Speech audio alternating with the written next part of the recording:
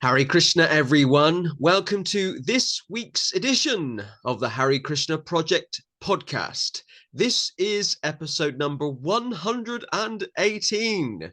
We're climbing up the ladder. I'm not sure where we're climbing to, but we're climbing up the ladder. And this week, I'm delighted to bring you episode number 118. Do not forget, if you're watching this on YouTube, if you haven't already, to hit the subscribe button. Or if you're watching this on Facebook, if you haven't already, to like or follow the Hare Krishna Project Facebook page. Those are the two ways you can watch this podcast and other podcasts from the Hare Krishna Project: YouTube and Facebook. I also want to thank you, and I thank you every week, for our growing global audience. I'm sometimes a bit nervous to learn that we've got so many guests from all over the world in terms of tuning in and listening. So that's wonderful. And this week, we are going back down under. I'm absolutely delighted to welcome our 118th guest on the podcast. It's Chandrashekhara Prabhu. Hare Krishna. Hare Krishna. Hare Krishna. Lord Prabhupada. Jai, Nice to be here. Well, it's great to have you with us. We were chatting before I hit the record button. I feel like I know you really well, in the sense that we've only met physically once, I think, in the flesh. I think at Bhaktivedanta Manor around 6 or 7 years ago. You just turned up one morning. But we don't.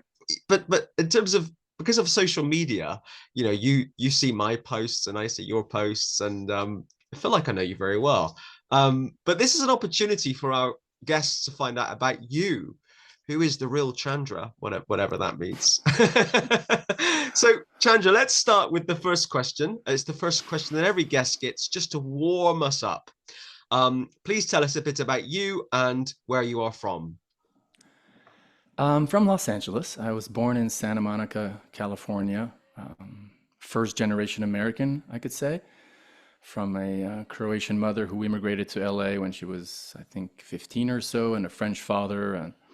And because of my father being French, I grew up in Paris and then moved back to the States at the age of 8 or 9, kind of ping-ponging between California and Paris as I grew up.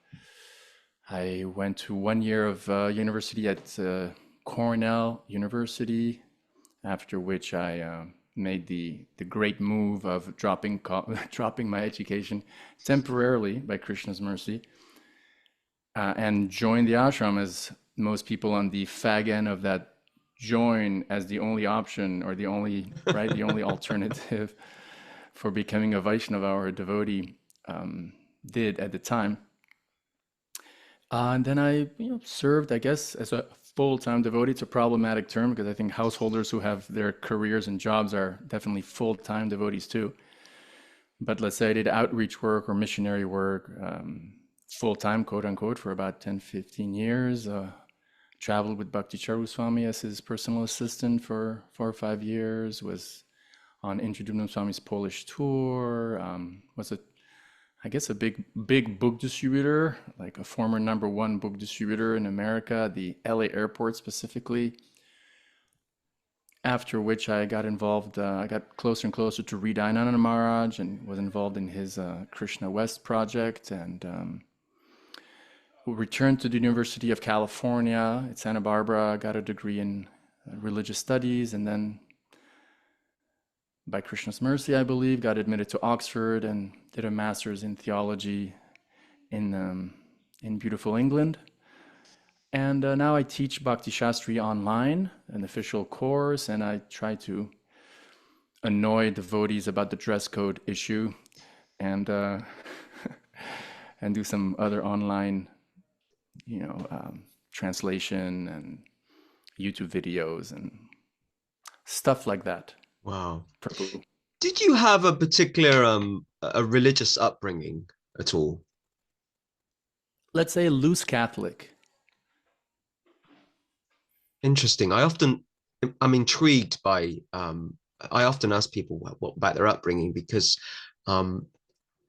sometimes it helps us to kind of what path were they on, before Krishna consciousness. And was that through your father's side, kind of loose Catholic? More through my mom. My dad Okay. grew up taught educated by the Jesuits, but I think he had some sort of borderline abuse on the lower scale of abuses by some priests, or some sort of unpalatable experience, which I think from my older sister's testimony kind of gave him this sense of distance and cynicism towards the religious phenomenon. My mom was more, I guess, pious, but I only was forced to go to get my first communion more on the pressure of my grandma, but we never really went to church or anything. Mm. Mm. And how did you've talked about kind of moving into the ashram, moving into the temple. How did you discover Krishna consciousness? How did that happen for you? I describe it in a memoir that you probably are aware of that's coming out in 4 months. Another book with the word monk in it. It's so funny. Jay Shetty, right? Think Like a Monk. Raghunath Prabhu is coming out with a book called Punk to Monk. And my title is Monk Until Monday. I think many of us share that experience. I first met over lunch, a random lunch at the cafeteria of Cornell University up in Ithaca, New York, an Indian girl, probably the first Indian person I ever met in my life. I was 19, and she told me about the Bhagavad Gita. I purchased the Penguin edition a few hours later at the bookstore. Didn't understand the book. Then when I was at the LA airport, coming back to New York from Easter holiday, some devotee who actually passed away a few months ago, Balaram Prabhu, a Filipino disciple of Tamal Krishna Maharaj, I'm 90% sure it was him, gave me or sold me a small book of Prabhupada, Message of Godhead, which I took with me to Paris the following fall for a year abroad program through the Sorbonne University. And again, it was hard also to understand Prabhupada's thick language and Sanskrit references, but it intrigued me enough to take the book with me along the other things I took in my one suitcase. And one afternoon, I called the temple out of curiosity. It was all the list of the ISKCON centers in the back. And so I'm kind of torn between, whether there should be the list of ISKCON addresses in the back of BBT books or not, because if those addresses weren't there, I wouldn't have called. But suffice it to say, I went to a program actually that took place about a week later at some cultural center connected to the Indian embassy, where Bhakti Charuswami happened to be passing through, and his talk really impressed me. His talk on reincarnation, you're not your body, basic second chapter Bhagavad Gita, really, I would say I really had a religious experience, a mystical experience. And the kirtan was also just mind-boggling or consciousness jolting. And so from that very important moment on, I started going regularly to the temple, regularly to the outreach center near Jussieu University in the Latin Quarter of Paris, until I had the brilliant instruction from the Paris temple president to drop my studies and drop out of college and join the ashram, because material education is Maya, and Prabhupada said they're slaughterhouses. So that's how I became a devotee. Wow, fascinating story. Yeah, my story's almost not the same, but it's very similar to yours. I mean, you talked about how you think that the first Indian or person of Indian heritage that you met was when you were 19, and for me it was probably around the same. I'm from a very kind of white working class background in England, where everyone in the village that I'm from is just not all the same, but they look the same in terms of their kind of heritage. So and I also did a degree in religious studies as well. Huh. But yeah, it's fascinating to see different things that we have in common. um okay okay, we're going to get on now to talking about the kind of key thing I really want to focus on today. Because you're I was going to say you're known for a number of things. That could mean anything, couldn't it? But you're known for something in particular. I think often we think of devotees around the world and what they stand for, what they preach about, what they talk about, and there's probably one particular thing that everyone thinks of when they see you online or when they hear you talk. And in the years that I've known you or known of you, you've been a strong advocate for the need for devotees to feel comfortable and devotional in their Western clothing. Why is that? Because I think the stressing, what to speak of the imposition of a religious uniform in a religious community, what to speak of a religious uniform that is foreign to X or Y culture. Here we're talking England, for example, whereas you said 81% of the population is Caucasian. That imposition or that peer pressure, I think, is, to use Prabhupada's definition, violent. It's unnecessary because, as hopefully we'll have time to explain, at least my humble opinion, it's not justified in Shastra, not justified in the history of Vaishnavism, but it's also violent in the sense of how Prabhupada defines violence in the Bhagavad Gita. You know, there's this purport in the Gita where Prabhupada talks about, can I read it to you? It's really nice. Yes, It's just a couple of sentences. Go ahead. In chapter 10, verse 4 to 5 in the purport, he talks about ahimsa, and he says, quote, ahimsa means that people should be trained in such a way that the full utilization of the human body can be achieved. The human body is meant for spiritual realization. So any movement or commissions which do not further that end commit violence on the human body. That which furthers the future spiritual happiness of the people in general is called non-violence. And so by logic, what stops people, what blocks people, what hampers people, what filters out people, souls, suffering souls, from their future spiritual happiness, we can say is violence. And so I'm of the opinion that a paradigm in which a religious uniform is a requisite or prerequisite or a necessary element of a spiritual practice filters out tons and tons of souls who otherwise would end their suffering in the cycle of birth and death. And so that's why, for me, this is such an important issue. Mm. Mm. When I was constructing the questions, which I've sent to you, which we're going through today, one word in my head came up was pressure. Certainly, the interviewer doesn't come off of the fence very often, but Chandra and I are almost cut from the same cloth. I agree with Chandra on almost everything.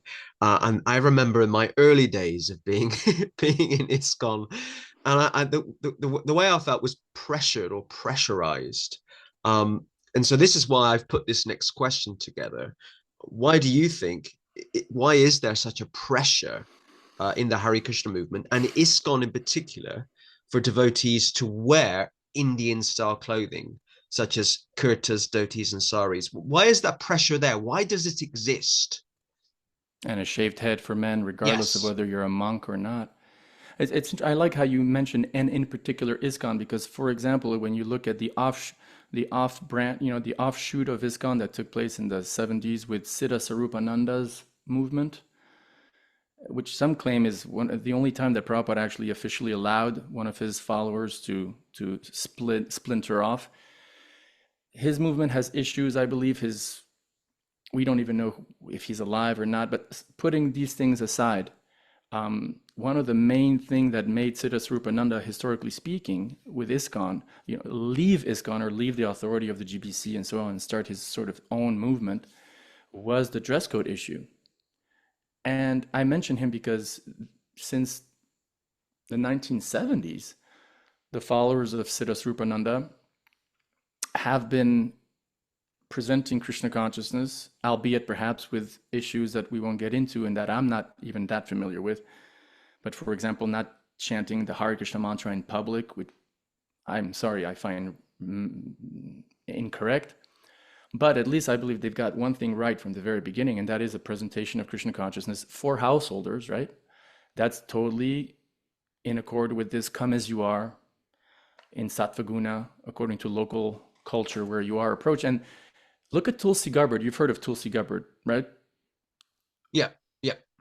That US politician who ran for president, right? And she's hands down, even compared to people like Radhanath Swami or even Raghunath, or like by far in terms of power and influence in American society, for example, where I'm from, Tulsi Gabbard, hands down, has the most prestige and influence. And she's a product of a disciple of Siddha Swarupananda. So coming back to your question, Narada Prabhu, why do I think there's such a pressure? I think there's several factors. Can I share them with you? Yes, please. Share anything you want within reason. Okay, one thing is we know that in religious movements, historically speaking, and you know this too because you studied the history of religious conversion, and there's a tendency, a recurring tendency that we see where initial disciples of a charismatic leader, first, second generation, have a tendency sometimes to go overboard, like to go more radical or more Catholic than the Pope, let's say, than the founder. You've heard that or seen that, yes, I've heard right? that expression. And so one factor, I think, why there's so much pressure in the Hare Krishna movement is that sometimes Prabhupada did encourage wearing traditional Indian clothes, but as apprentices, I think if you actually analyze all of his statements, 95% of them are directed towards a monastic male population. He did say, I like saris. He did even say, a Vedic dress looks very beautiful. But those are rare exceptions. The large majority of the what I call the pro-dhoti quotes, you'll always see a word like, a qualifying word like saffron or brahmachari or sannyasi, right? Which just proves by the very language that Prabhupada's referring to his monks. And it's maybe hard for us to think of that now because the demographics of ISKCON today is radically different from what it was in the 70s when Prabhupada was physically on the planet. Now it's like 99% financially independent householders, right, making up the demographics of ISKCON membership. But back in the 70s, up to the early 80s, even the few grihastas who got married and who were very much ostracized, right? Oh, the fallen grihastas. They lived in most cases also like monks and nuns living in temples. So that's really the students or the disciples, or when Prabhupada would talk about his students or the members of the International Society of Krishna Consciousness, we have to remember he had in mind what he had then, which were mostly monks, right? So why am I saying that? Because as I said, there's a tendency to go overboard. And so while Prabhupada did glorify or sometimes emphasize or encourage the wearing of traditional Indian clothes, and I would qualify, again, I don't want to repeat myself, but mostly in the cases of monks and nuns, there are also many other times when, especially when referring to householders, which in most cases didn't even exist back then, right? But giving an answer for a hypothetical householder or an interviewer who happened to be not the monastic type, or an Allen Ginsberg who was not the monastic type, or a professor who was, married, who would ask questions like, well, if I become a devotee, do I have to also shave my head? And in those references, Prabhupada would be like, no, we don't care about, and there's all these quotes where I call the pro-choice quotes, where Prabhupada again and again and again, echoing the words of the Bhagavatam in 10.14.3, which I would love to unpack a little bit later on, is basically saying we don't dress however you want, right? So it seems like sometimes there was this push to really run with the quotes of Prabhupada about how robes are important. And also this has to do with, again, the demographics. Let me read to you, to answer this question, let me read to you 5 lines from a testimony by Gargamuni Prabhu, one of the early Prabhupada disciples, right? The brother of Brahmananda Swami. He talks, you've read this anecdote where he describes the early days of the Los Angeles temple on Watsika Avenue. I have heard it before. Yes, I have read it before, but please do share it with us though. Definitely. So Gargamuni says, the current temple room in Los Angeles was not what Prabhupada intended to be the temple room. Prabhupada had another idea that wasn't our vision. Right? His words, not mine. His vision was to have mainstream America come in with their shoes on and sit in the pews and hear Bhagavad Gita and Kirtan on stage. We put Prabhupada's Vyasasana on stage, and he had Vishnu Jan Swami play the organ. Prabhupada didn't want the stained glass windows removed. Don't touch anything, he said. Even the pulpit where the minister spoke, he kept that. As a matter of fact, you see black and white pictures of Prabhupada sitting on the Vyasasana, right? But he's sitting behind like a pulpit, like the actual pulpit where, a pastor stands and gives his sermon to people sitting in the pews. And you see devotees and some guests sitting in the pews listening to Prabhupada. Those pictures are there. It was so surreal to sit in the pews and hear Bhagavad Gita and Vishnu Jan singing Jai Radha Madhava on the organ. Even Prabhupada would play the organ. Prabhupada said this is important, Prabhupada said they are inclined to come to church, so let them come back to this church, but hear Bhagavad Gita and Kirtan. Prabhupada was thinking mainstream America, not hippies. Prabhupada's vision, key sentence, Prabhupada's vision wasn't that we all become monks. He wanted judges, politicians, doctors to come to the temple. They weren't going to become monks and shave up. But we had another vision, come to the temple and shave up. So from this testimony, we can conclude that there was a push, perhaps helped, facilitated by some statements by Prabhupada, granted, but there was this heavy push to make people who were interested in Krishna consciousness to join up the temple. That was, again, like the only option for becoming a devotee. And when you live in a temple, you have a uniform. So this sort of, this dress code, which kind of like morphed from saffron to then white, because, the householders were still living in the temples, but, they're wearing white, this expression to wear, you got to get married now, or I'm going to get married, I'm going to start wearing white. I think it's Hare Krishna.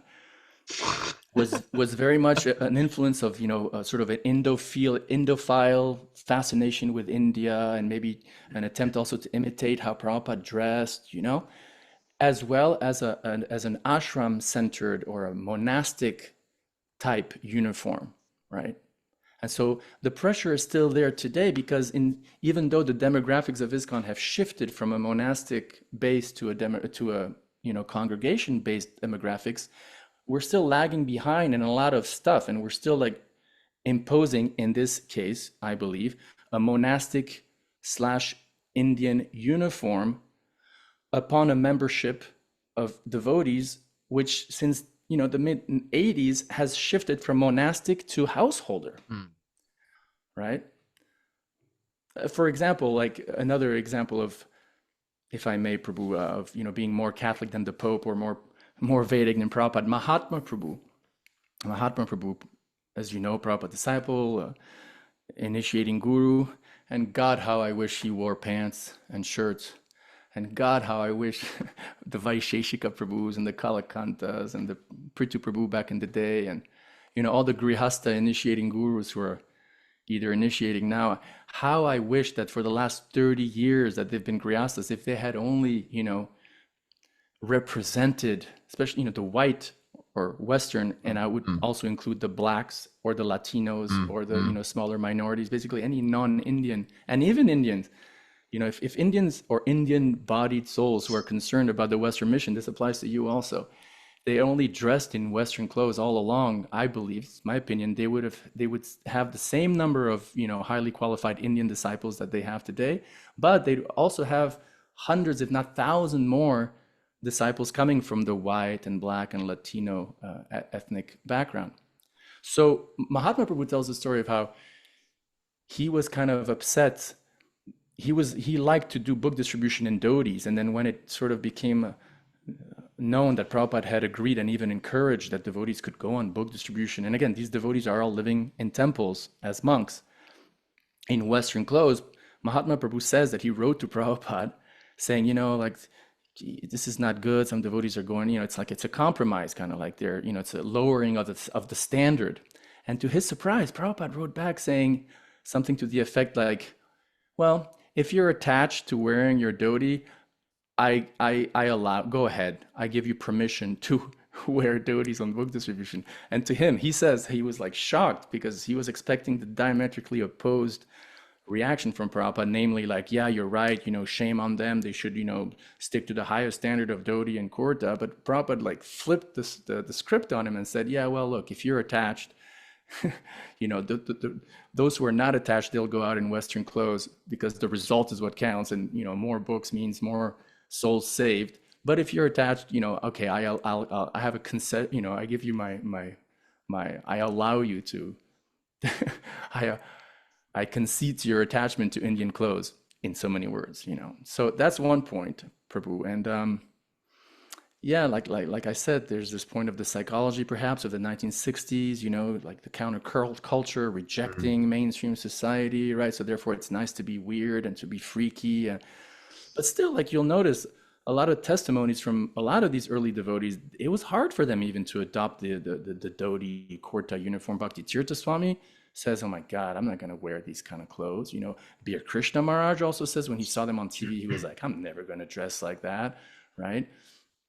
Even Shyamasundar Prabhu, right? He himself says in one of his testimonies, like, I didn't want to wear these clothes, So like basically like that, like the desire to emulate Prabhupada, the tendency to be more Vedic than Prabhupada or more Catholic than the Pope, a mixture of maybe also wanting to control, because dress, you can control people very well with a uniform, right? The whole philosophy behind control of people via a uniform. So these are, I think, the factors that I can come up with. What do you think, Narada? Well, I was thinking of the same. You just mentioned the word control, and I was Mm, thinking that as well. There's a maybe a desire from the leaders in ISKCON to want to control the laity, the people on the mm, ground, for a number of reasons, and that this happens. I'm not just singling out ISKCON. This happens in lots of religious movements and organizations where there's an element of wanting to control, an authoritarian, top-down approach to keeping the people at bay. So that's my view on it. And often, because you and I are cut from the same cloth, the example I give in terms of uh, uh, the need to adapt and change according to time, place, and circumstance, the example I always give is Christianity. Now, Christianity, uh, generally, we think the essence or the central teachings of Christianity have pretty much always been the same for 2,000 years. But the way Christianity is presented and given and shared is different according to time, place, and circumstance. And one of the main reasons, other than war, the main reasons for Christianity's success is because it's learned to adapt according to time, place, and circumstance. right. And I always give that example, and I admire the Christian leaders for being willing to try new things. So that's always the example that I give. Mm. um, Yeah, I agree. And it becomes a tricky sort of razor's edge because you want to be, in the words of Billy Graham, that famous evangelical Christian pastor from America, you do want to be anchored to the rock and geared to the times. But the tendency in our attempt to adapt to according to time, place, and circumstances to mess around with the foundation or to mess around with the theology, for example, right? To no longer be mm. anchored to the rock, and then all hell breaks loose because. But as long as you're theologically attached to the Siddhanta, as we say, and to the core practice, and I think those are pretty obvious in Krishna consciousness, Mm. then sky's the limit in terms of adapting or perishing. Just before we move on, I want to just mention a group that's come to mind. A couple of minutes ago, you mentioned the followers of Satsvarup. I think that's how you pronounce his name. Siddha Sarupananda? Siddha Sarupananda. So that's the Science Hmm. of Identity Foundation. I think that's what they called it afterwards, yeah. And they have a so famous, I've forgotten the name. There's a rock group or a pop group in that mat. Oh, And they're very Western in their singing. There's two ladies and two men, I think, twins. Atmosphera or something like That's that? the one. Yeah. They're in the Science of Identity Foundation. But the other group, particularly that wears Western clothing, are the followers of Sadhanandana Swami. So Sadhananda Swami was the German convert to Krishna consciousness in the Before 19th. Prabhupada, right? Yes, Wow, yes. interesting. So his legal name, his birth name was Herr Ernst George Schlutz. So he was initiated in London in January 1934, but he took sannyas from Srila Bhaktisiddhanta Sarasvati Thakur. He has a small following in Europe, but they never wear Indian clothing. They all wear Western clothing. And if you look at the photos online of Sadananda Swami, he's always wearing Western clothing. He Even never. though he's a sannyasi, Narada Yes, Muni, and yes, that's what's yes. what to speak of if you're a householder. Absolutely. And so he has a small following, I think, in Sweden now, but Interesting. they dress like you and I. um, okay. I'm loving this conversation, by the way. This is a long Me too. overdue podcast. I'm sorry we've taken 118 episodes to get to you. um, okay. According to Sastra, what are the Oh, teachings goody around goody. dress code for the followers of Lord Chaitanya? So, what exactly is the theology of dress in Mm, Gaudiya Vaishnavism? the theology of dress in Gaudiya Vaishnavism. I love it. The floor is I love it. By the yours. way, if those who are watching want to see a video that I made specifically on the topic of dress code, where there's all these shastric references to dress, from the Bhagavatam to other shastras, to Chaitanya Charitamrita, to quotes from Bhaktivinoda Thakur, Bhaktisiddhanta, a lot from Prabhupada. The link will be in the description, right? Yes, definitely. Definitely. Well, look, Prabhu, we refer to Shastra, right? I mean, we do, of course, we have Guru, Sadhu, and Shastra, but Guru leads the way to Shastra, like the buck ends, epistemologically speaking, at Shastra. You would agree, right? Yes. So let's look at the Bhagavatam. The Bhagavatam, some count it to have 14 or 15,000 verses. I think we often hear it has 18,000 verses. Mm, So let's just mm, mm. go with the 18,000 verse reference. The number of verses in the Bhagavatam that are proscriptive, not descriptive, a small parenthesis I think we have to clarify, because devotees in arguing why we should wear dhotis and saris because that's the dress of the spiritual world. I mean, how many times have you heard that argument? I'm not denying that descriptions in 10th canto describe what goes on in Goloka Vrindavan. Although it is interesting, I wish I was a Sanskrit scholar, because there is a discussion about whether or not the word sari ever appears, right, in the 10th canto, whether the word dhoti ever appears. We do also know that the 10th canto describes the gopis as wearing belts. And I don't know if you can wear a sari with a belt. So putting that little technicality aside, there are descriptive statements in Shastra that describe, let's say, the kingdom of God, or how the residents of the spiritual world wear a dress, and how Krishna dresses. But then there's prescriptive statements, which are statements that say, do this, do that, right? And they are different from each other. So just because there's descriptive statements in Shastra does not make them prescriptive. At least that's what I believe. So in terms of prescriptive statements, like how a Vaishnava should dress, out of 18,000 verses, do you know how many there are, Prabhu? You're going to enlighten us with the answer. There's 3 or 4 at most. So you do the math, you divide 3 or 4 by 18,000, you basically get 0.0002%. And out of those 3 or 4 instructions, which mostly come in the 7th canto of the Bhagavatam, I think 3 of them or 2 of them are ashram related, not Vaishnava related. As a matter of fact, I think they're all ashram related. 2 verses on how a brahmachari should dress, right? 1 or 2 verses on how a vanaprastha should dress. Nothing about how a grihastha should dress. And interestingly enough, nothing about how a sannyasi or someone who's really renounced the world should dress. As a matter of fact, how was the speaker of the Bhagavatam? Who is it? Srila Vyasadeva. Yeah, and Shukadev Goswami is speaking, right? To Parikshit. And Shukadev Goswami is naked. He's naked. Hello. Like this is nightmarish for many devotees who just really love the uniform, because It's like, sorry, Prabhu, the speaker of your scripture par excellence was naked, had no clothes. So 0.00, I don't know how many zeros there are, but 0.0001 or 1% of verses from our scripture talk about how one should dress. The speaker of the Bhagavatam is naked. So right there, it shows you, in my opinion, that dress is really not important in Vaishnavism, really not important in our scriptures, right?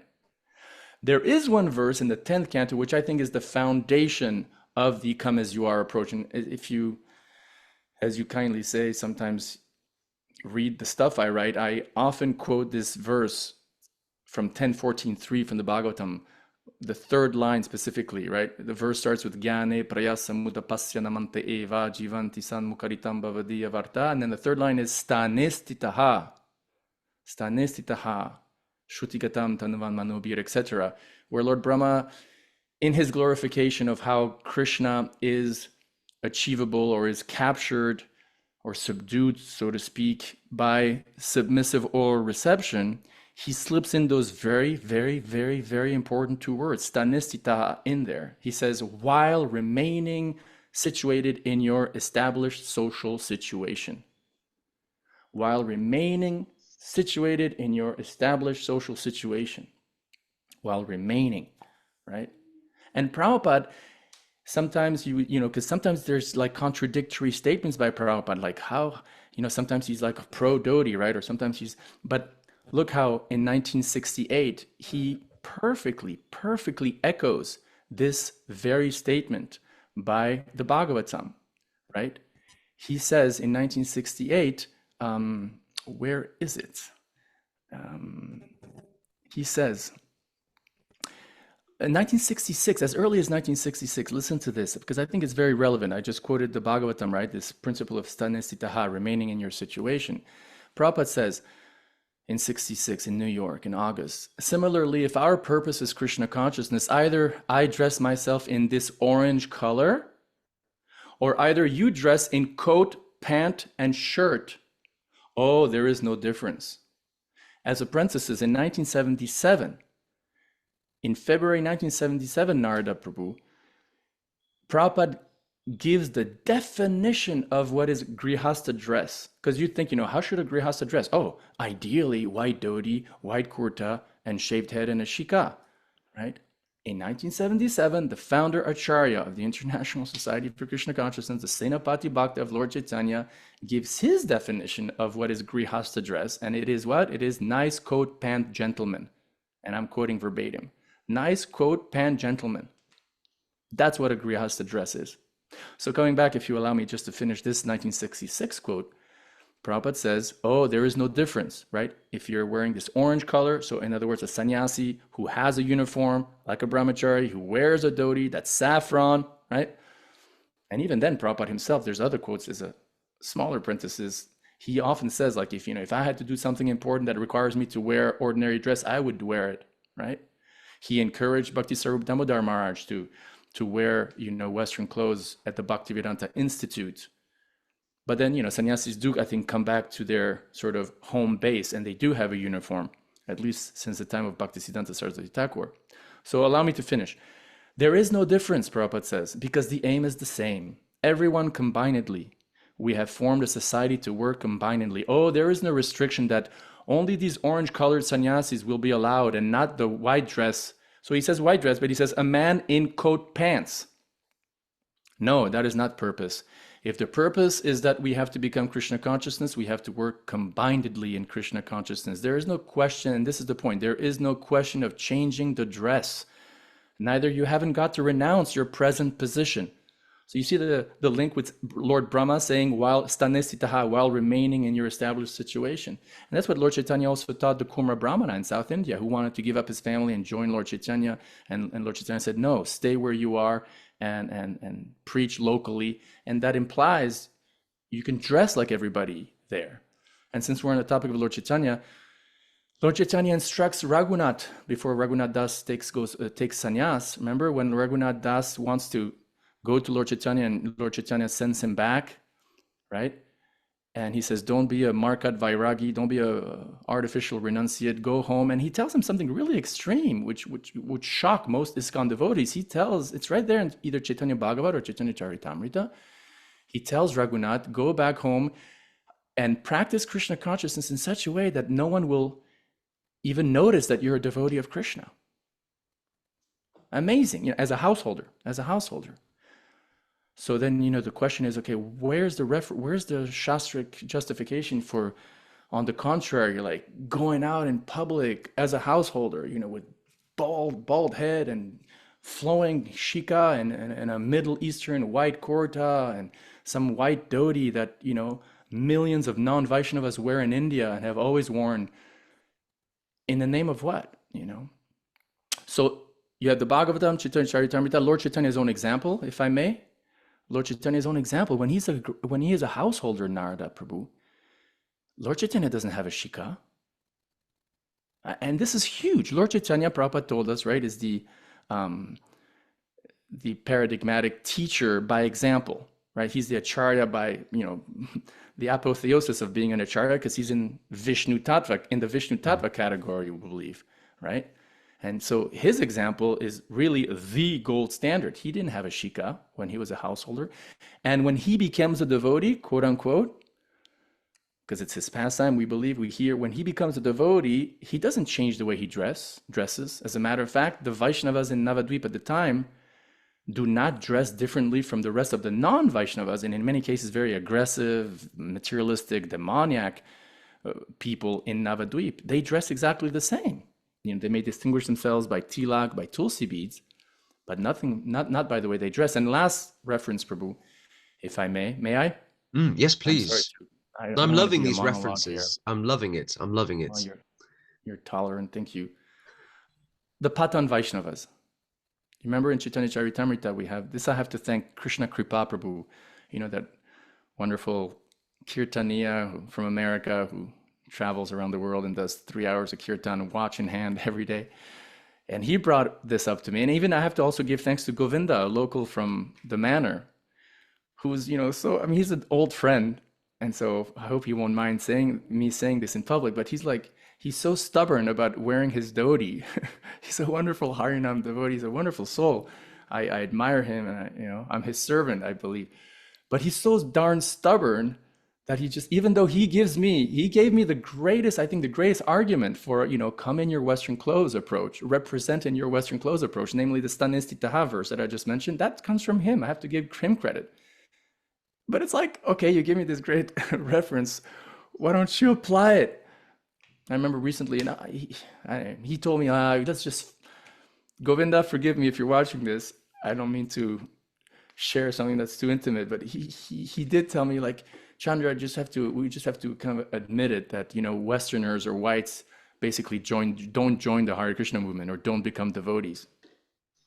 And I was shocked. And I want to address it at the end. Like, have we lost hope? Have we lost faith in Lord Chaitanya's prediction? Why when Prabhupada went to Nigeria to Nairobi, and Brahmananda had already kind of created the field there, and Prabhupada was going to one Indian family after another, day after day after day. Bhakti Charuswami often tells this story, and I think I saw the reference in the Veda base. On the third day, Prabhupada said, did I come to Africa to preach to the Indians? Of course, I think we would be safe to say he would have probably meant, did I come to Africa to preach only to the Indians? Because obviously he wants to preach to everybody, and obviously souls in Indian bodies are just as much recipients of Krishna's mercy as anyone else, right? But he did say, did I come to Africa to preach to the Indians? So like Prabhupada certainly had faith in Krishna consciousness spreading outside of India and beyond the Indian diaspora. So why should we, the Western devotees, lose faith in the possibility and the real possibility of a large scale, huge number of white, black, Latino, other smaller minorities, Vaishnavism, right? And I think it's directly related to culture and to dress. So the Patan Vaishnavas, and I'll shut up. The Patan Vaishnavas are very significant because they're the only example, except when maybe Lord Chaitanya talks with the Buddhists, but there's nothing about dress code in that interaction. They're the only example of a sort of a cross-religious, interaction between the Vaishnavas and members of another religious group, right? I mean, Lord Chaitanya deals with Mayavadis, with Smartas, but they're still within the same sort of Hindu at least, cultural milieu. And so therefore, there's not many differences in how people dress, right? Between, let's say, the Smartas and the Vaishnavas, or the demigod worshippers and the Vaishnavas. But the Patan Vaishnavas are these hardcore Muslims who Kaviraj Goswami describes as wearing these big long black beards and these black jalabas, right? Lord Chaitanya preaches to them, and then it's stated that they in turn become great Vaishnavas and travel all over India spreading Harinam. Granted, it's not mentioned that they shaved their beards and stopped wearing jalabas and started wearing, Bengali dhotis and kurtas. But it's certainly not mentioned that they did that. And let me rephrase that. There's no mention that they changed the way they dress. So again, like if it was so important, if dressing was so important, when you become a devotee of Krishna, it's so important to start wearing dhotis and kurtas and having that, stereotype, what I would call, old school ISKCON dress code. When you're, when you're a little bit cooler, you can go to, I'm sorry for being cynical here, but you can go to Loy Bazaar and, get some you can get some custom made, Rajasthani kurtas and dhotis that are, with a nice border that matches the border on your kurta. But you do that when you're really cool. Sorry. But, there's no mention of them changing the way they dress. So we can assume safely that they traveled across India preaching the holy name of Krishna, preaching Harinam Sankirtan with the same old beards that they had before and the same old jalabas, right? Mm. And so finally, when you go to Prabhupada, you see Prabhupada very much echoes those Bhagavatam, Chaitanya Charitamrita statements to the household. He's like, dress however you want. Grihastha dress is nice coat, pant, right? He told Sachinandan Swami's father, you can be Krishna conscious in a suit and tie. You know that one, Narada? I hope you're with me here because I'm looking at the camera. Can you hear me? Can you see me? Yeah, I can hear you. Can you see me? So okay? Yeah, I see you also because I have these notes in front of me. You know that anecdote with Sachinandan Swami? Yes, I believe so. Yeah. Is it worth it to mention it? Or? Yeah, you can certainly share it. We definitely have time. There's no limits. I'm loving the conversation, by the way. In those Prabhupada memories, Sachinandan Swami tells a story, and I'm kind of ashamed to say this publicly, and I respect him dearly. I think he's a wonderful soul. I think he's a bona fide spiritual master. But I kind of told him what I told him in private one day. I said, it seems, because he was like, devotees were coming to me and saying, did you hear Sachinandan Swami? He was talking about how, yes, devotees should wear, dhotis and saris at festivals. And they were like, did you hear Sachinandan Swami say that? And kind of were lamenting that he was saying that, repeatedly at different festivals. So I wrote to him, I said, Marge, it's with all due respect, and I really do mean it, and if I offended him by my words, I apologize. I said, it seems like on this particular point, your father has had more faith in Prabhupada's statements than you do. The story is Prabhupada was having a discussion with his father, and at one point, Sachinandan Swami's father interrupted him and says, you're trying to bring this Krishna consciousness in Europe, right? It will never work. It's like bringing an elephant from the Amazon River into the cold Rhine River of Germany. He will never survive. According to Sachinandan Swami, Prabhupada interrupted him and said, straight up, he said, you can be Krishna conscious in a suit and tie. And then Sachinandan Swami says that when his father heard that, whoa, he was like totally satisfied and peaceful. So the question is, to what degree do we have faith in statements like that? When Prabhupada saw a picture of Balavanta Prabhu running for office in the In God We Trust political movement, and Balavanta was wearing a suit and tie, no shika, grown out hair, suit and tie, Prabhupada said, according to Satsvarup Maharaj, this is what I always wanted, that we be known as American Krishnas. And I think he would say as European Krishnas, as Vaishnavas from a Judeo-Christian cultural background. which has 2,000 years of a particular mainstream type of dressing, which really hasn't changed that much, at least for several centuries. You know, because some devotees, I remember on the Namras, on your competitions podcast a year or two ago, Namras and Venkat Bhat Prabhu were kind of, and then Janava also chimed in, like, what does it mean to be Western? What is Western? What, you know, like this sophistry. I'm sorry, but it's almost similar to the same sort of rhetoric you hear, you know, what is a woman? You know, like reducing things to such relativity that we lose common sense. Like, hello, look at a map, like West, like Europe, Canada, America, New Zealand, Australia, like, you know, and East, like Vietnam, India, China. So why am I saying this? Bit of a tangent, Because but it's an interesting tangent. And I think I remember that they were criticizing Krishna West, Reed Anand right, they were Maharaj, and then there was a exactly. follow-up interview with Reed Anand Maharaj and remind me of his Yes, godbrother's yeah, name. that's nice. He was trying to, he felt bad Yes, maybe, which is nice. yes, He's a gentleman. Venkat Prabhu is a gentleman. But my point is simple that well, actually I lost my train of thought, to be perfectly honest. don't worry about it too What? much. It Oh, happens to me a Satchidananda lot. Swami and his father. Yeah, like his father understood. So how much do we have faith? Oh yeah, and so when Prabhupada saw Balavanta, you know, he said, "This is what I always wanted, that we be known as American Krishnas." How much do we, you know, believe in that statement, right?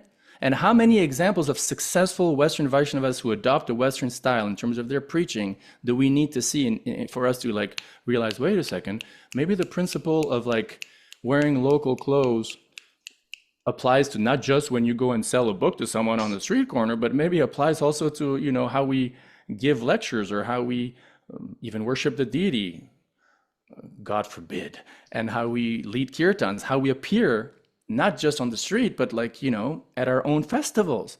I'll tell you a tragic story that Param Shreya Prabhu from Germany tells. There was this, and this poor devotee left ISKCON, unfortunately. He left Krishna Consciousness. He was the son of a wealthy owner of a line of shops that sell like nice clothes. On the eve before Janmashtami, this devotee went to his father's shop and picked out a really beautiful not maybe three-piece suit, but a two-piece suit, you know, really fine wool, whatever. And he wanted this to be an offering to Krishna on his birthday. Like, I'm going to show up on Janmashtami, not in ostentatious dressing, just, you know, a modest but beautiful suit for Krishna, you know, on your birthday. That was like his offering in his mind.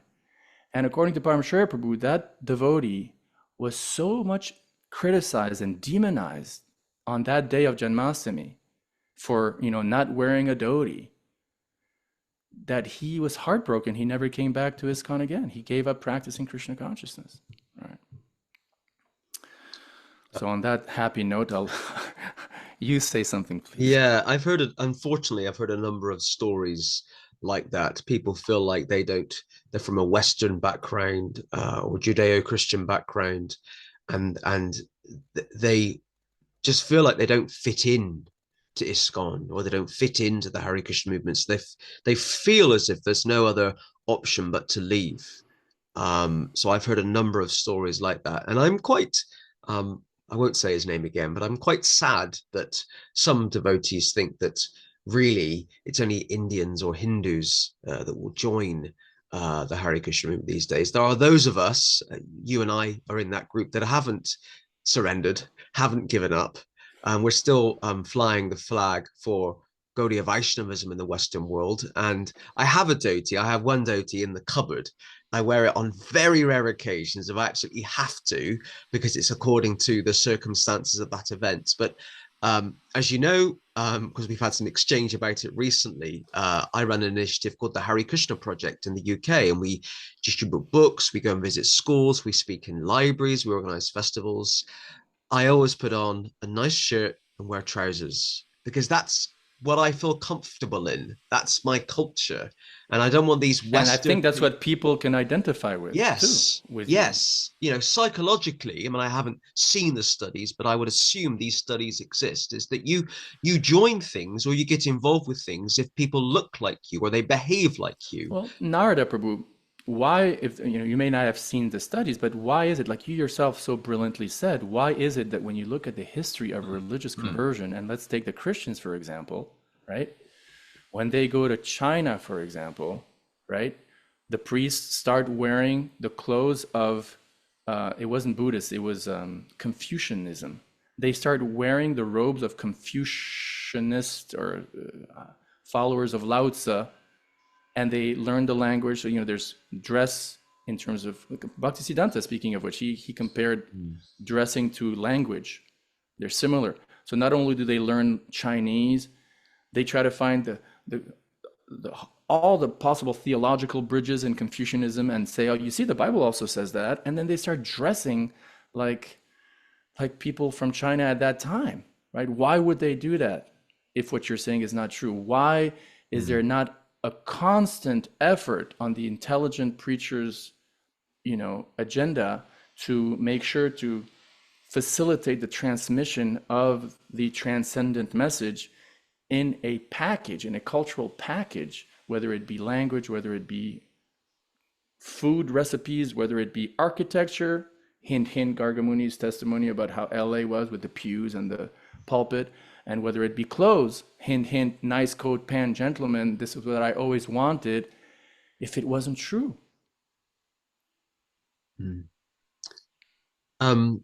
Okay, Chandra, there is a broad, generally accepted view now that ISKCON has become Indianized. What do you think are the ramifications of that in terms of demographic conversions and the mission to the West? Bit of a long question, but ISKCON being Indianized, and what are the repercussions of that? Yeah, what's at stake? What's at stake? What's at stake, I believe, Prabhu, is that white Vaishnavism, Black Vaishnavism, Latino Vaishnavism, Pacific Islander Vaishnavism, I prepared the answer, Aborigine Vaishnavism, Native American Vaishnavism, any Vaishnavism outside of Indian Vaishnavism, and I would even include outside of Indian Vaishnavas who actually care about the Western mission. Because there are those Indian Vaishnavas who actually care about the Western mission, and they should. If they don't, they're missing out on, we could say, that the core of Prabhupada's heart, right? It's not only the duty of the Westerners or whatever. So, but what's at stake is basically non-Indian Vaishnavism becoming extinct within 1 or 2 generations. That's what's at stake. Literally, that's what's at stake, Prabhu. I believe. Yeah, I'm just thinking of that statement you've just made. Non-Indian Vaishnavism becoming extinct in 1 or 2 generations. Look, when I was on the Polish tour, I remember, because I'm half French, you know, so there was this, or partly French, so this amazing drummer, Sri Shyam, and he's from America. And in the course of our discussion, at one point he said, listen, Chandra, you're part French, own it. I forgot the context, own it. And I was like, oh my God, yeah, okay, yeah, why should I artificially renounce my Frenchness, whatever that meant, right? I'm part French, I'm gonna own it. So similarly, I believe Western Vaishnavas have to own their own culture and put the one of Krishna in front.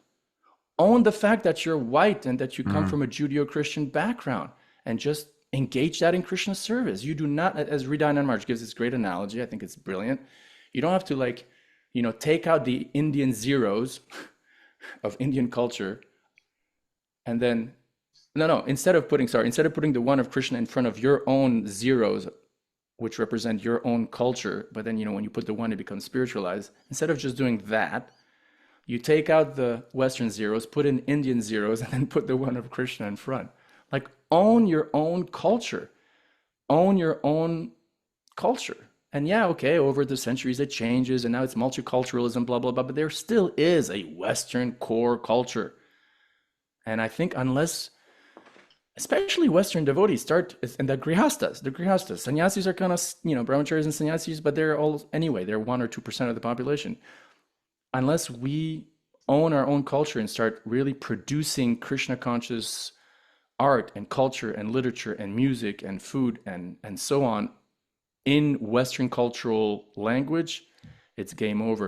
You know, André Malraux, I've never read his stuff to be honest, but there's this French philosopher called André Malraux from the 20th century, and he made this statement about sort of a prediction about the 20th century, this sort of gloomy prediction. He said the 21st century will be spiritual or it will not be.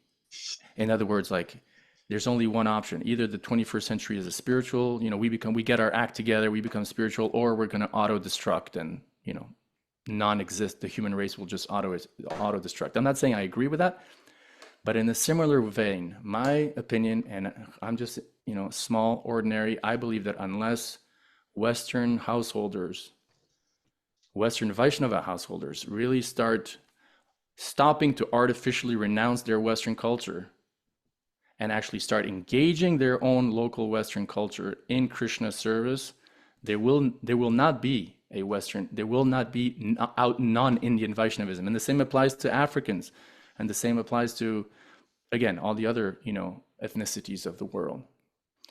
Do you think it's too late to save ISKCON from its ever-increasing Indianization? Well, before I answer that, allow me to, before I forget, there's this really cool analogy that I heard one time when it was in the middle of the night and a huge battleship from the US Navy was plowing through, you know, X ocean. And then on the radar was some ship that was like right in their way, right? A small, like little beep. So the captain gets on the, you know, the, what's it called, talkie-walkie or the whatever communication they have, and says, you know, this is captain. You know, forgive me, I really want to insert that. I don't mean to, you know, disrespect you by. No, it's fine. No, it's fine. It's a great question you asked. It's just so depressing that I don't want to. You don't want to answer it because you're not sure what the answer is. Yeah, or maybe, yeah. Anyway, so he says this captain, you know, this is battleship USS Enterprise, you know, please get out of our way, right? And then the message that's sent back is like, hey guys, like really nonchalant, like, hey guys, you know what? I think I think you guys should change your direction. So everyone on the battleship is like shocked. What? Like what audacity? So the captain like writes back like, do you understand? This is, you know, U.S. Navy battleship, blah, blah, blah, U.S. Enterprise. We, you know, demand that you change your course. And then the answer is the same, like, you know what? I think you guys should change the course. So a third time, like, we order you, you know, on behalf of the U.S. Navy to change your course. We are the U.S. Navy. And the guys reply, say, we're the lighthouse on the coast that you're about to crash into. So similarly, there's the same, you know, Muhammad goes to the mountain, not the mountain who goes to Muhammad. So even if, and it's not, but even if, you know, putting a dhoti and a Middle Eastern kurta and a shaved head with a little ponytail on, you know, a large majority of white, African, Latino, you know, non-Indian, and even Indians on the planet, in the Western world, was the mission of the Krishna Consciousness Movement, which is not. But even if it was, it ain't gonna happen. Culture is a lot stronger than the few Hare Krishnas, you know?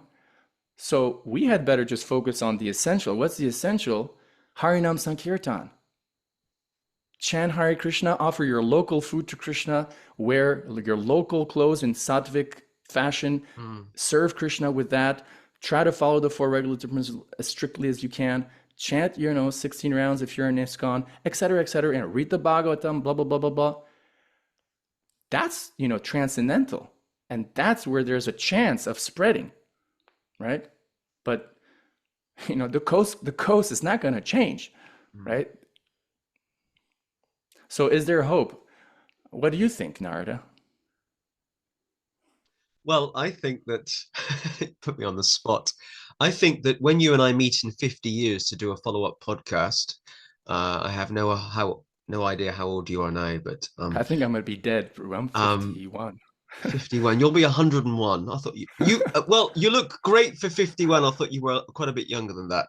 I will be 89 in 50 years time, almost at my 90th birthday. And when you and I have a conversation, this is how I think the world will look. Well, this is how I think Gaudiya Vaishnavism in the West will look.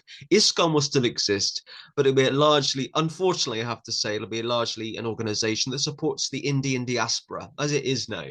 But actually, you see, Gaudiya Vaishnavism will look more colorful around the Western world in terms of different mats and different sanghas and different projects. I'm supporting a number of projects here in the UK at the moment that are, how do I say, they are under the shelter of Srila Prabhupada, but they're not part of the GBC ISKCON. And also, just to clarify, they're not Ritvik either. They're just independent from ISKCON, and they're doing really well, and they're preaching, bit of a religious term.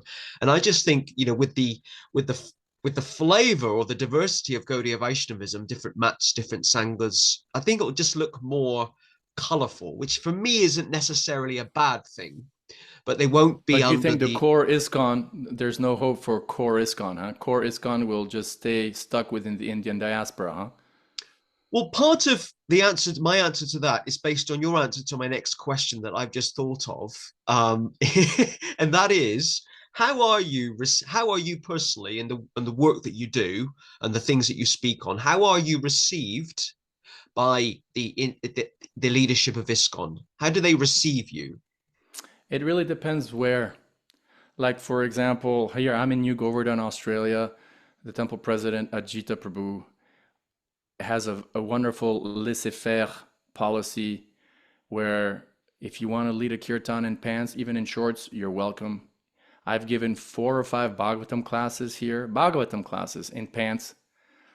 They're not yet at the stage where you can go on the altar in nice, clean, modest, at a very punctual time, Western clothes to worship the deity. But and I go to North Carolina, the Bhakti Center. I've given classes at the Bhakti Center in Western clothes. Kaustubha Prabhu, he gave a Ratha Yatra lecture, pre-Ratha Yatra lecture. I remember 2 years ago. I was in ecstasy when I saw him. It was on the roof of the Bhakti Center in New York. But interestingly enough, like to echo your point, Bhakti Center is not officially part of ISKCON, But anyway, he gave this really wonderful class speaking, esoteric stuff about the feelings of separation from Radharani and so on. And he was in his clean jeans and t-shirt. And the audience was basically mostly like it was a micro version of the macro population of America. Majority white with a large minority of blacks and Latinos and, 3% Indians.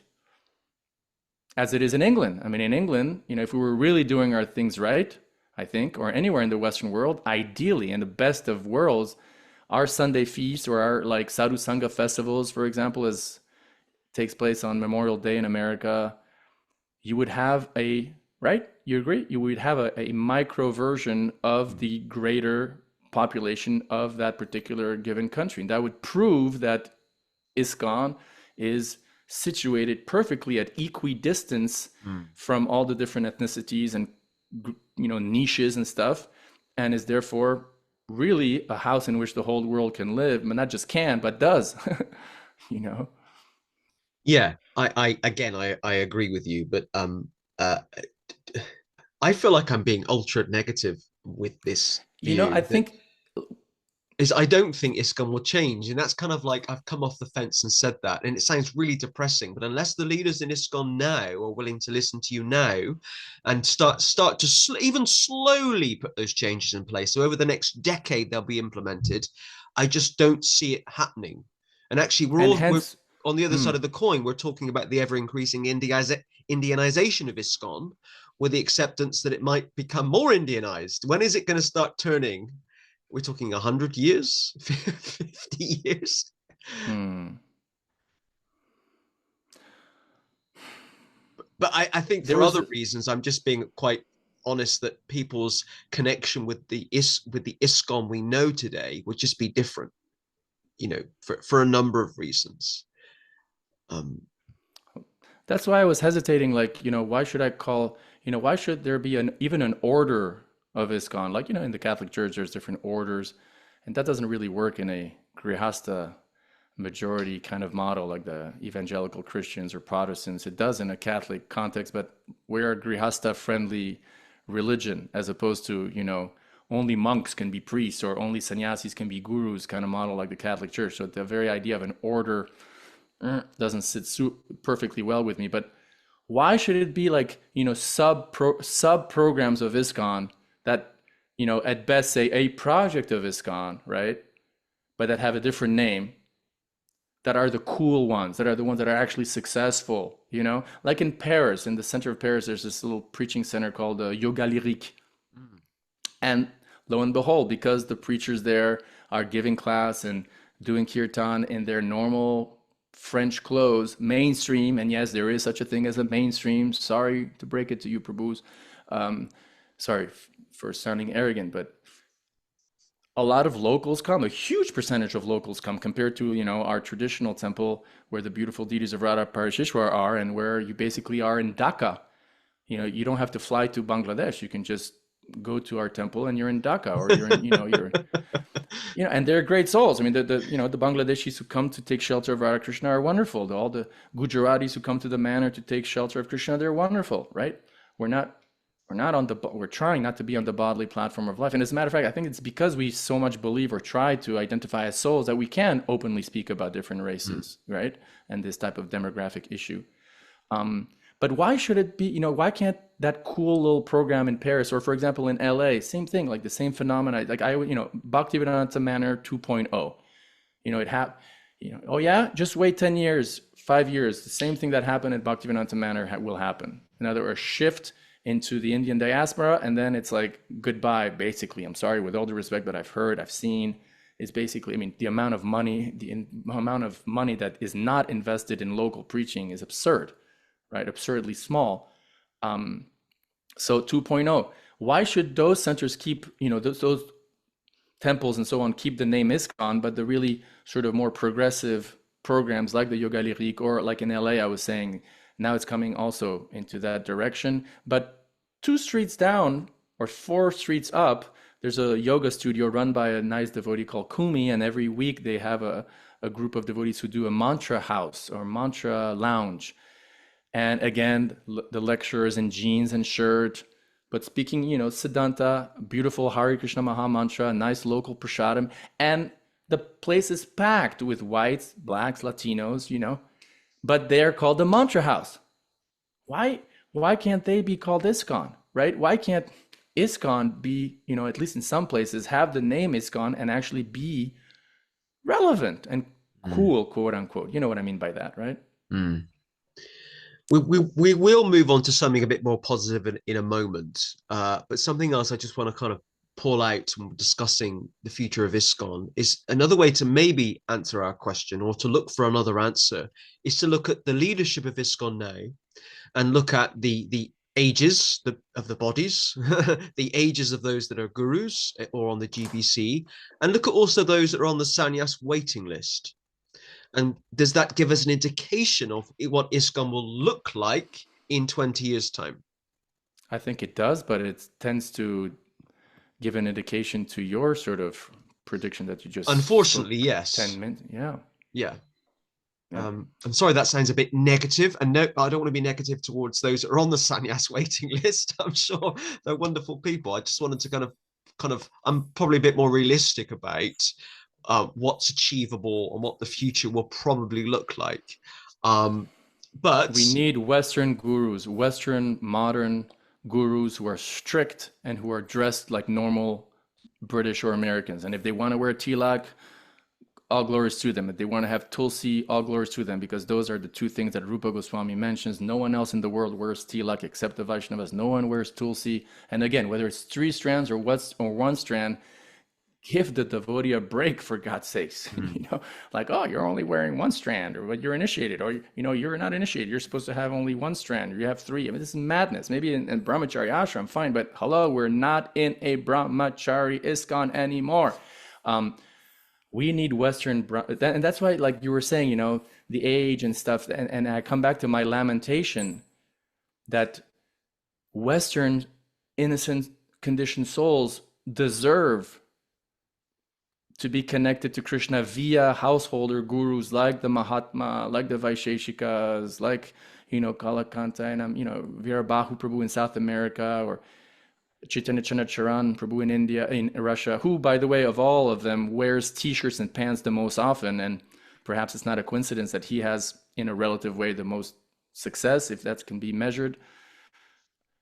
And hence my lamentation, Narada, that if they had, it's really the Grihastha's fault in a way. That you can't blame the sannyasis for wearing saffron robes. That's their uniform, but it's the householders. If the householders artificially renounce their local culture, and if they have the adhikar, the permission from Lord Chaitanya's own example, from Prabhupada's own statements, to be modern gentlemen, to look like modern gentlemen with their own style, whether they have a beard like Raghunath does now, or whether they don't, but everyone's individual. If they only had done that 20 or 30 years ago, then they would be setting the example of that type of Krishna conscious leadership, and paving an example for future generations. And unfortunately, some of them are so close, but no cigar. And I say this with all respect to them, but people deserve, and they deserve to have, other disciples than just, wonderful Indian disciples. So it's like everybody's losing on it. Everybody. The Western world is losing on ISKCON not being relevant as Prabhupada dreamed. And the leaders of ISKCON are also kind of losing out because they're great souls at the end of the day. And why should they only be, given by Lord Chaitanya followers who are in the large majority only from the Indian diaspora? Everybody loses out with this artificial renunciation. Everybody's losing out. And Kali, if I may say this, Narada, I don't... Sometimes I think, how we believe that Kali, whether there's an actual personality of Kali or whether it's definitely an age of Kali, right? But in Chaitanya, I think Mangal, there's really the personality of Kali, right? Who's actually afraid of Lord Chaitanya's Sankirtan movement. So, and we hear often that Kali is like always trying to stop the Sankirtan movement of Lord Chaitanya, right? Call me crazy or whatever. I believe sometimes that it's actually Kali's arrangement. And his success in having convinced the leaders of ISKCON that, householder Vaishnava means bald head and shika. Householder Vaishnava means sari. It means a dhoti. It means a kurta. Kali is having a party right now. He's so happy that devotees are convinced of that, because he knows that that type of propaganda is slowing the Sankirtan movement like anything.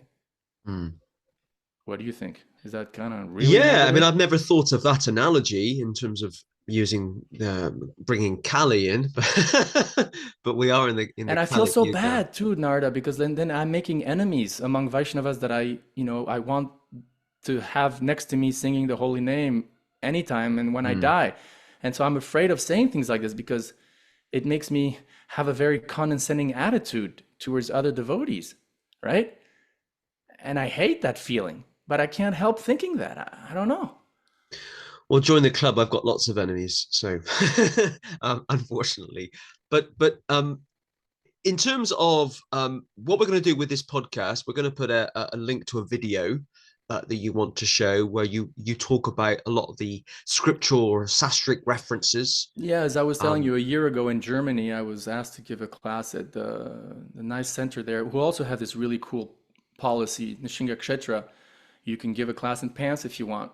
The temple president, Govinda, really loves the traditional South Indian style, and hey, all glory to him. But he has this, one devotee was criticizing me, why? He was coming to him and saying, why are you letting Chandrashekhara give class in pants? And he just put him back in his place. So great place for those who want to have a voice and not necessarily adopt the Indian style of dressing.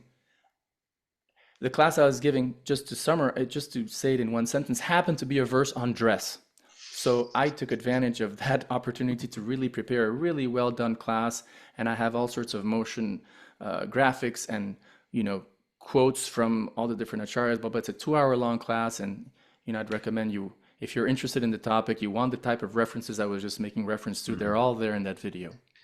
And are there any particular websites that viewers and listeners can look at as well? I mean, would you recommend maybe the Krishna West website, possibly? It's, yeah, why not? I mean, I'm sure your Or video is going to be Bhakti Center. fantastic, but the Bhakti Center, where there's certainly kind of all In the terms of references and examples, yeah, yeah, exactly. the references, there's no website, but it would be a nice to have a website with like maybe a scrolling, someone reciting the references as you're seeing the references scroll down on the screen. Wouldn't that be a good idea? I often, on the rare occasions I've had to kind of get some ammo, I have used the letter that the Hridayananda Maharaj once wrote to a godbrother of his, referring to using Shivaram Swami. yes, Let's be blunt, yes, or let's Shivram be truthful Swami. here. Um, there was a Whew. disagreement over I dress mean, again, code. all due respect to him, but like, my God, like you go to ISKCON Hungary, again, great, in some ways it's just unbelievable what they do, but the dress code thing there, I, my God, my God. But please go on. So So you had, so I you, often so they had an exchange of letters several years ago, and I yeah, often I used the remember. letter that Hridayananda Maharaj wrote to Shivram Maharaj, um, in referring to why it's okay to wear a shirt and wear trousers, and it's kind of like repeating the old stuff, but so I often use that letter, and I generally would prefer people to listen to the talks of Hridayananda Maharaj, and there's others as well that talk about kind of dress code in this way. Okay, okay, this has been a fantastic discussion today. I've really, really appreciated it, and I think it's Let really me tell you important that one we. last story. Yeah, please, please, please. No, please go ahead. Go ahead. Laguna Beach. I'll always remember this. This was like an aha moment for me, if I may share. Laguna Beach, about 10 years ago. Laguna Beach, as some of you may know, is a place where Prabhupada, it was a kind of a known thing if you were living in the Southern California ISKCON world in the 90s, that Prabhupada had said that Laguna Beach, which is a small upper class, beautiful little town in between Los Angeles and San Diego, Prabhupada said that fallen yogis take birth in Laguna Beach. Anyway, this beautiful Panchatattva deities, and I'll always remember I went to a Sunday program. I was there about 15 minutes before the conch blew and the curtains opened. Devotees were starting to come into the temple room, including 3 or 4 teenagers who seemed really lost, and you could clearly tell they were there for the first time. Somehow or other, we called them over, and I started talking to one of them, a guy called John.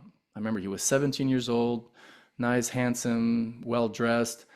And as I'm speaking to him, the first thing he says, he said, he was very polite. He said, "Listen, I don't want to be offensive. I don't want to be rude, but I just want to tell you, I'm a Christian. I belong to, I think, Hillsong or some sort of evangelical Christian church," which, by the way, I didn't talk about this during our talk, but if there is one model on the planet today of religions that resembles Lord Chaitanya's Sankirtan movement as a householder in Navadvip, which I think is the most relevant for 99% of devotees in ISKCON, since 99% of devotees are householders.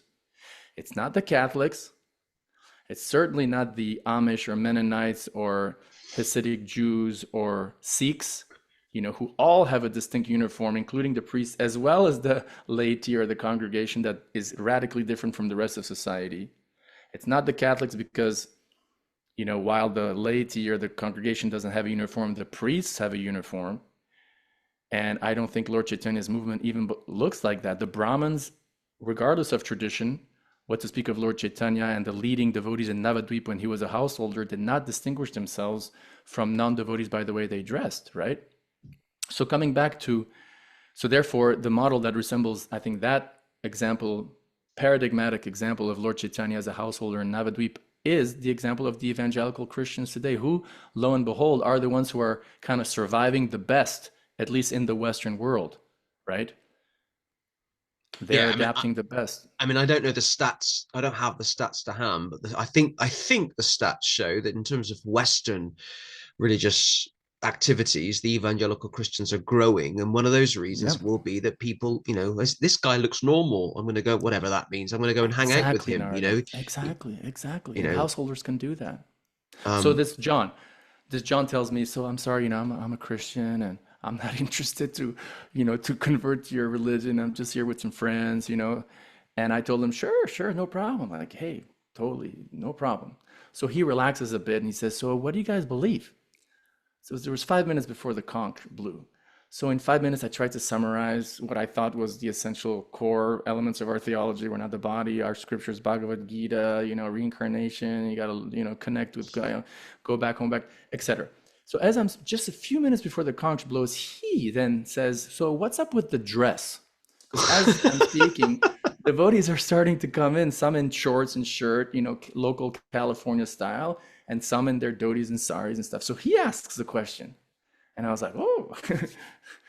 And I said, well, look, according to our, in our church, there seems to be a debate. Some group claims that this style of dressing is really an important part, a component of our religion. Our founder really stressed it, and it's important to dress like that. And another group says, well, that was just kind of like a staple way of dressing in South Asia, regardless of a tradition someone followed, including this particular one. And now that this, theology and practice has been uprooted from that cultural context and has been implanted in, let's say, America, we, as the people who are not monks, should adjust and dress according to how people dress today in America.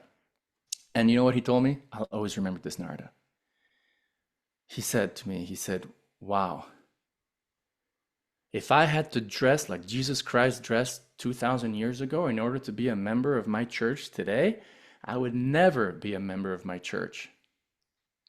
It was such a mic drop. I was like, oh my God, oh my God. He represents the grain of rice that is like in the whole pot, like the ideal customer for Lord Chaitanya's mercy, educated, Western, young, pious, religious, moral, nice, intelligent young man.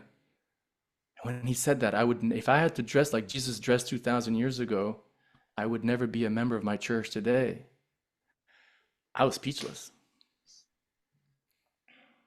Yeah, I actually feel quite sad listening to that. It's a great story, a great example, but I feel quite sad.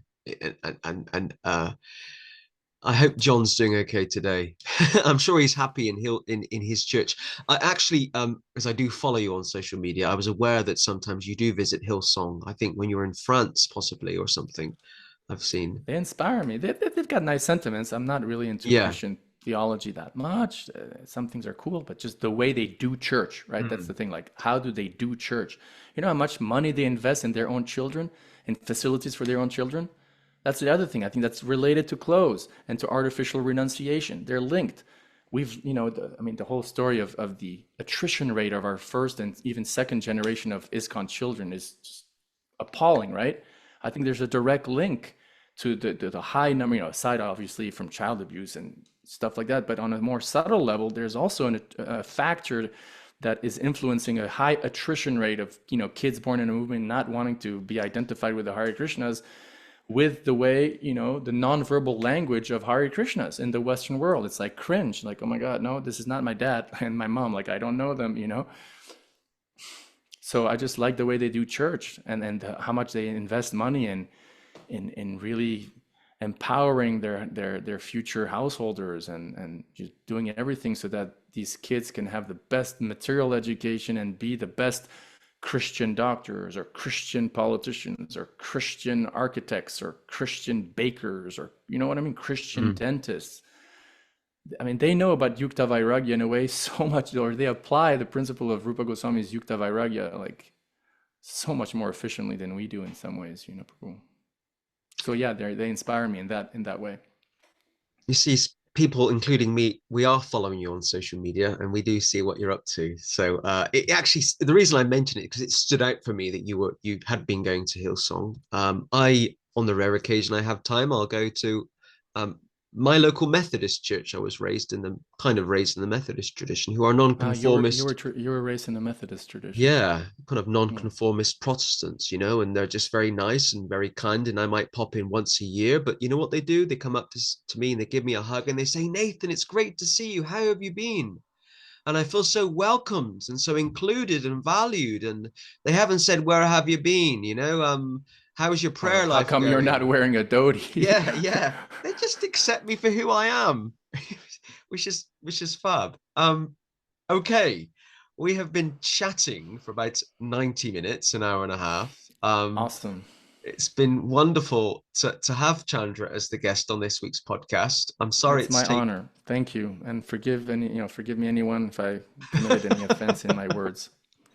Oh, I used to worry about things like that, but I don't worry so much these days because I think we have to That's slightly funny.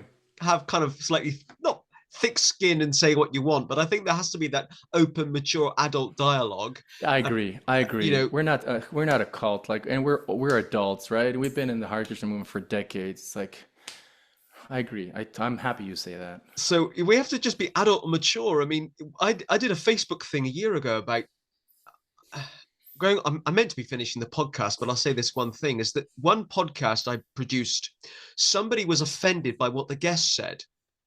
And the guest's husband contacted me to ask me to remove the podcast as somebody was offended by it. And I'm Hmm. like, no, no, no, no, no. We're not taking the podcast down. The podcast is fine. It's not my fault or your wife's fault that someone's offended. You know, stop worrying about things so much, and focus on the things that we have in common. So that was a bit of a tangent, but it's good to have these adult, mature conversations, and we need to receive them in an adult, mature way. And I think Chandra is a very mature individual. Uh, um, Yeah, right. Anyway, thank you. Chandra, it's been great to have you as the guest on this Thank week's you so much, podcast. Narada. It's an honor. Thank you all. Wonderful work you're doing. Uh, And yeah, it's a great honor. Thank you so trying, much. I'm trying. So, Chandra, I'm going to say goodbye to the guests at home. Thank you for Um, watching, everybody. and we'll have a brief debrief after. So a big thank you to Chandra Prabhu for being our 118th guest this week on the Hare Krishna Project podcast. Do not forget, if you're watching this on YouTube, if you haven't already, to hit the subscribe button so you can be kept updated about future podcasts and video productions from the Hare Krishna Project. And also, if you're watching this on Facebook, if you haven't already, please do like or follow the Hare Krishna Project Facebook page. And of course, we love to receive feedback. As we've mentioned, we're adults and we're mature. So please do send your feedback. I love to receive feedback as long as it's in a constructive way. You are allowed to disagree with Chandra and you're allowed to disagree with me, but do it in an adult, mature But not way. not on the dress code issue. Yeah. Send those emails privately. Don't put them online, because we always receive feedback as well from lots of different types of people. So, yeah, we hope you've liked watching this podcast. And until next week, I'll see you all soon. Thank you. Hare Krishna.